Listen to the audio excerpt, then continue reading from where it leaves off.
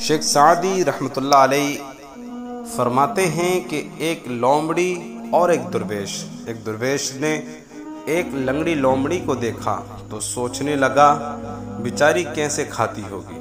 اچانک کیا دیکھتے ہیں کہ ایک شیر گیدڑ کو پکڑ کے لے آیا اور اس کو جتنا کھانا تھا کھا لیا، جو بچ گیا وہ لومڑی نے کھا لیا۔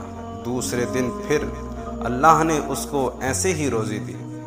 درویش گھر گیا اور سوچا کہ جب مالک و مولا ایسی مخلوق کو اتنی حیرت انگیز طریقے سے روزی پہنچا دیتا ہے تو مجھے کیا ضرورت پڑی محنت و مشقت کی۔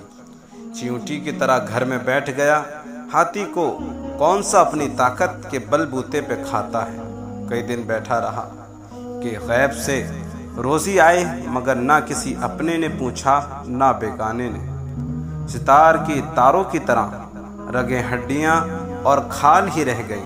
جب صبر کے بندھن ٹوٹ گئے تو محراب مسجد سے آواز آئی، اے مکار، جا لنگڑی لومڑی بننے کے بجائے پھاڑنے والا شیر بن۔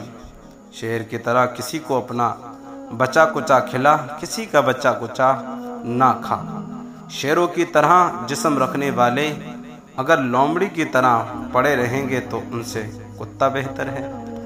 دوسروں پہ امید رکھنے کے بجائے خود کما اور دوسروں کو کھلا۔ مرد بن ہجڑا نہ بن جو دوسروں کی کمائی کھاتا ہے۔